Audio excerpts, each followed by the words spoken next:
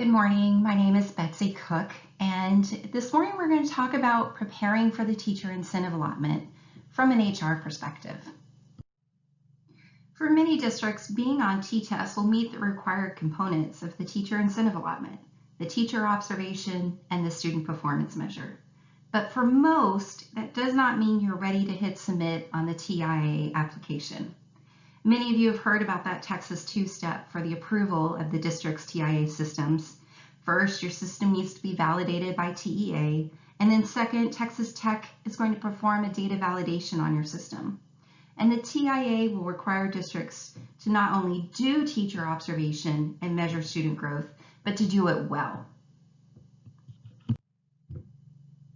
So even for those that are using T-test, the introduction of the teacher incentive allotment creates space to reconsider the components used in your district. TEA has published the Readiness Checklist of the 6 success factors for consideration, and this can be a helpful starting point to frame the work ahead for districts on their path to TIA. As with any district initiative, the capacity of a district department to execute this work is critical for success. The teacher evaluation team is frequently housed within the Human Resources Department, supporting their current evaluation systems. And as changes to systems are considered, the team supporting may need to grow and will need to expand beyond the Human Resource Department. There are other sessions during this conference that will dive more deeply into some of the items on the TIA Readiness Checklist, like calibration of observations and the growth measures for student performance. But a few notes from the HR lens before we move past this slide. First of all, the teacher observation. The first question is, how are you using it in your current evaluation system? Are teachers observed every year? What does calibration look like right now for your evaluators? That calibration process is intended to identify and correct discrepancies in scoring and promote that consistency across multiple appraisers to align to final ratings. Strongly calibrated evaluators is a critical component for creating an evaluation system that is perceived as being fair and accurate by teachers by removing that subjectivity and favoritism from the observation portion of the evaluation. Most districts that are using the teacher observation rubric that meets the standards required for TIA are still going to have work that they want to do in the calibration area. Student growth. So what are the measures you're currently using? The teacher incentive allotment requires the inclusion of a student growth measure because it provides that richer, more comprehensive picture of student learning. A measure of absolute student performance indicates the performance of a student at one point in time, while that student growth measure indicates the progress of a student over time. The use of multiple assessments that can be used to measure student achievement growth either during the year and or year over year. The assessments can include your state standardized assessments. You could do MAP, iStation, Star 360, or other standard assessments that maybe you use just in your district. But the assessments must go through your own internal process to ensure they're valid and reliable as testing instruments. For some districts that are using T-test, there's currently very limited or no student growth measures used at all. And as districts move to implement the TIA, student growth measures is an area that will likely change from its current state. The good news is that T-test does allow a wide range of flexibility for student growth measures, both the size of that component and the measurements themselves. So while we encourage districts to include measures that draw from like a MAP or a STAR or STAR 360s, districts may also wish to include SLOs or portfolios. But when possible, we encourage districts to use student growth measures that are grounded in state national data. So as we talked about before with the teacher incentive allotment, it creates that space to reconsider your local evaluation system. I like to step back and consider why. Why are you pursuing the teacher incentive allotment? Why is your district interested in it? What will be important to you and to your district? How will you measure success of this program? Setting that ambition and intent for pursuing a program is critical.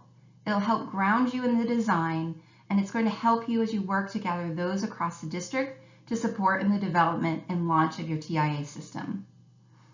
For you and your district, as you look down this list, your answer might be many on this list. It might be all of the above, or you might have other items that aren't even listed on here. So we've all heard that phrase, what gets measured gets the attention. So when you're considering making changes to student growth measures, consider your alignment of your teacher evaluation to the principal evaluation, to the A through F ratings by the state, to the district board goals.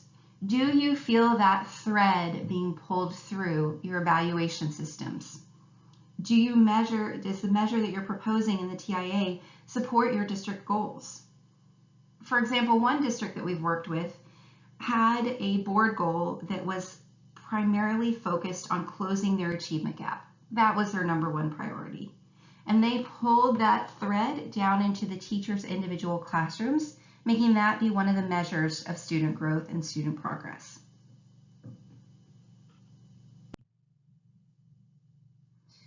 So communication. One of the biggest mistakes that leaders can make is assuming that teachers, school leaders, parents, that they'll quickly get on board with the changes to an evaluation system. But change can trigger anxiety, and growth measures in particular can be very hard to understand.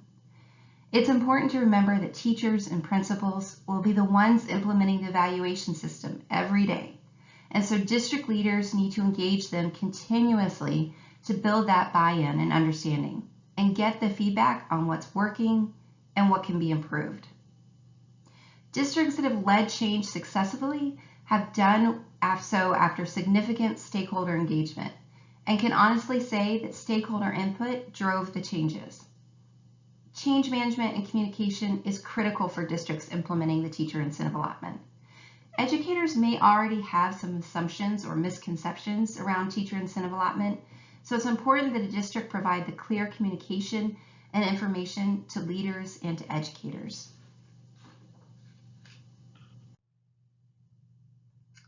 So here's another look at that slide, at that wheel from the previous slide. That one that has the district leader in the center of the program running the change and having everyone giving that input and feedback. This change proposed as part of teacher incentive allotment impacts a number of existing departments within your district, and creating that space for others to build alongside is critical to making this program that will truly fit your district and have the support and buy-in across departments. So a few things about the people who are listed here.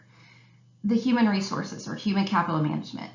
Normally the evaluation system director lives within this department, and this person is going to serve as your champion for a strong multi-measure evaluation system, ensuring that close coordination of the district departments involved in the work. They will oversee the execution of the evaluation cycle and lead that continuous improvement cycle for the program. So a note here about employee relations. So any change to performance evaluation systems should include pulling in your employee relations, or if you have a legal department, to ensure that you're being in compliance with your district policy and then also with Chapter 21 with the State Education Code. Changes could result in some increased grievances or lawsuits, especially if there's not this close coordination as you're looking to make changes or looking to modify.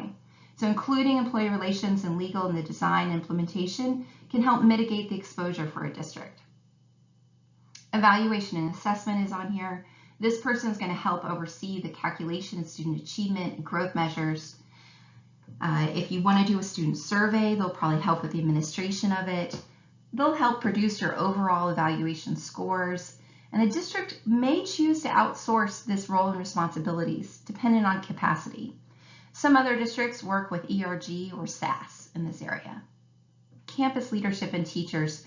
The campus leaders and school leadership, they are going to serve as your day-to-day champion of the evaluation system. They help to communicate the why to principals and teachers. They oversee the implementation of that observation rubric, specifically calibration. Additionally, they're going to help participate in that continuous improvement process. And the teachers are critical to include in this process. They're the ones who this will be their system. So it's important that they have a say in what and how it looks and how it feels. We listed employee organizations on here as well. And it's listed separate from teachers, just to emphasize the importance of having that collective voice of teachers in the process in a meaningful way. Teaching and learning is on here, so you can really have that true alignment of your curriculum and instruction and assessments. And then budget and finance. While there's not a huge budget line item as you're looking to implement teacher incentive allotment, it does have implications once you start receiving teachers that have these designations. So it's important to have them in the process early so that they understand the implications to the district's budget. And then communications.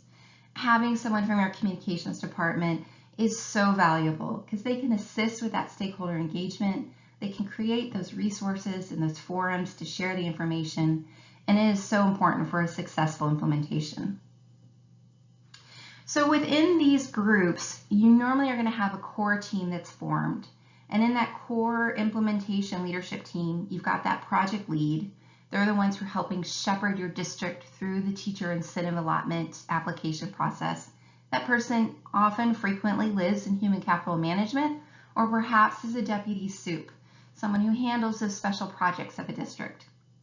Having the superintendent of schools, it's imperative that superintendent is a public champion of this initiative and the changes that you're proposing, repeatedly reinforcing why multi-measure evaluation and strategic compensation is a priority for your district. And then consider having campus experts or campus representatives. Because it is an evaluation system that's at the campus for the teachers, it's valuable to have that representative or champion at each campus who understands and believes in the evaluation system and can support in the implementation and making sure it's being done with fidelity. They can also be that person that's helping to gather that feedback and help with the training and the rollout of the program. This could be a multi-year position, and it could also be a small stipend. So there's a few other things to consider from an HR perspective as we're talking about the teacher incentive allotment. And there's some specific questions. A transfer policy is a great one to start with. Most districts have a transfer window, and that's your time in the spring that allows teachers to interview and be selected for a position at another campus for the upcoming year. But now that you're considering having the teacher incentive allotment, if a teacher wants to make a move during the school year, will that movement be allowed? If there's a higher teacher incentive allotment payout at the other campus, would that move be allowed during the school year? Would that equal a promotion under your policy? Do you have guidelines or a policy that's going to talk about competition and recruitment within your district for your TIA designated teachers? How do you want to handle that? Do you want it to be an open marketplace where teachers can recruit heavily for those designated teachers? Or do you want this to be a process where it's the teacher selection to make those moves? Compensation policy. This is one that a district may need to consider even before you have teachers in your own TIA designation system. What is going to be the impact of a teacher's TIA payment if they come to your district with a designation already? So perhaps they were working in a district that was part of a cohort A or a cohort B. What will happen when they arrive in your district? And how will their TIA payout look like? What's going to be the impact on a teacher incentive allotment payout if there needs to be a change in assignment? And this could be either a change in a campus location due to leveling or a reassignment, or it could even be a reassignment on the campus itself. Perhaps they were in a subject area that was eligible for TIA designation, and now they're moving to another teaching assignment. Now, of course, if they stay a teacher, those funding will stay, but what happens if that impacts their eligibility? And then there's the question about reconsidering and rereading your DK policy, the one that's about assignments and schedules. There's an opportunity here to think through how is that language, and does that align with your teacher incentive allotment, and does it align with your perhaps changes you're making to your T-test evaluation system? And then TIA submission. There's a few questions here for a district that they're going to want to think through. So will you require a teacher to still be employed with your district to be submitted for teacher incentive allotment? So perhaps they worked for you for this school year and they make a move over the summer months. Would you include them in your fall submission of perhaps TIA eligible teachers? Or are you going to require that they're still in your district? If they are still in your district, are you going to require that they still be in a teaching role? Or are you going to submit those that have maybe moved on to an instructional coach role or to an AP role? And then finally, a question to visit with your employee relations or with your legal representation is, what about an appeals process? Will you use your existing district grievance policy, or do you want to set out some guidelines of how grievances around teacher incentive allotment will be handled separately? So I want to take a moment and just be clear about what we're not talking about. The teacher incentive allotment is not intended to be a gotcha. It's not intended to be used to fire teachers or to punish teachers, but it's also not intended to give out that gold star for everyone to be designated as a master teacher. And it's most certainly not intended to be that compliance exercise. What is impactful and what can make a difference to districts is using the teacher incentive allotment as a way to create that culture of feedback and input. Having those multiple touch points and short visits, classroom visits, to give that feedback on instruction. To be able to use that data that you're getting from these student growth measures, from this observation data, to rethink some of those traditional human resources decisions. So when you think about the information that's going to flow from the teacher incentive allotment, from this more rich, holistic picture of teachers, there's a number of things that you can reconsider from a human resources department. And we're going to walk through a few of these on this list here. The first one, and perhaps what I truly believe is the most impactful, is thinking about your equity of access to those strong teachers and school leaders, thinking about how do I get my strongest and best teachers to my schools where I need them the most, and then surfacing those opportunities and risks to equity. So in Texas, this is looking at a district level. And let me break this down because this chart's a little bit detailed and a little bit small. But if you move along the bottom axis, if you move along that axis and you move to the right, that's talking about a deeper density of poverty at the campus. So that last column on the right has an 80 to 100% low socioeconomic status. And the y-axis is talking about the percent of students, the percent of economically disadvantaged students meeting STAR standard. And as you can see, as you move across the chart to the right, we see that the percent of students meeting STAR standard is lower. We see the number of teachers who are beginning teachers is higher. And we see the percent of teacher turnover increase. Now this is looking at a district by district level, but when you reflect on what's happening within your own district, many of us can see this pattern repeat within our own district walls. So our campuses that are the higher concentration of poverty tend to also have a higher concentration of new teachers and tend to also see that higher turnover rates. Now the design of the teacher incentive allotment is meant to help offer incentives for our strongest teachers to work where we need them the most. So the exact amount of funding per teacher is determined by a formula that takes into account the level of socioeconomics and the need of the campus and whether that campus is rural. Differentiated professional development. The professional development is critical to developing teachers, but it's not that everyone needs to receive that same training. What was really interesting about a survey that was done in the North Texas region found that teacher satisfaction with their school increased 60% if they were provided differentiated and effective professional development. So in particular, how they feel about PD supporting them and providing actionable ways to improve their practice made a dramatic effect on how they felt about their current school, about their current district. So if you have that information, that rich information about teachers, that holistic view, and you can see the areas where they need to grow You have that opportunity to provide those differentiated professional development.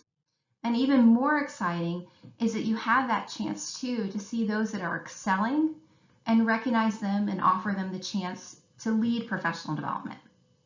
So this is how one district approached it, using information from an evaluation system.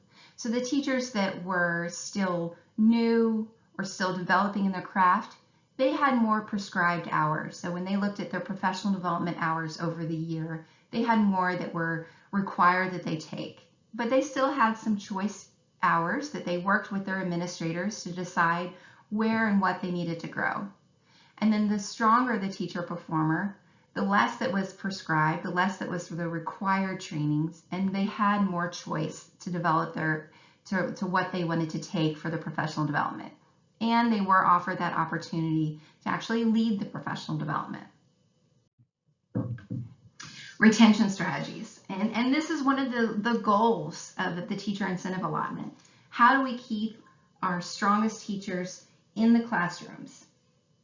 So some of our districts have taken the strategy of having stay conversations, both at a campus level and at a district level, to hold on to those irreplaceable teachers. Having these one-on-one conversations can be a great way to understand what is important to this group of teachers, asking them to continue in their career with the district or with this campus. When we look at the payout for the teacher incentive allotment, we know that teachers don't enter the profession for the salaries alone, but we do know that receiving that designation from the state, receiving the monetary compensation as well, will make a difference in the persistence of our strong teachers in the classrooms themselves. So while TIA is focused on those highly effective teachers, we know that our future school leaders, they all start in the classroom. So when we think about using the evaluation system data, how can we help shape these career pathways? How can we think about who should we be considering to move into those leadership roles? But also, what are we doing with our new teachers that are entering the profession? What classrooms, what settings are we setting them to learn in for their first teaching experiences? So this is looking at some national data, and it's fascinating. So 97% of respondents, they recognize the impact of effective principals, that they are critical to the school's success. But only 15% believe that the most talented people are becoming principals.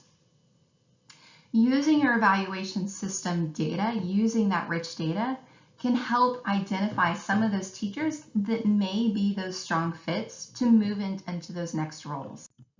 So this is an example of a career pathway. It's the opportunity culture, but there's a number of ways that districts could consider this. But the idea that you see here is that as your evaluation, as you demonstrate mastery in the teacher role, more options open up to you.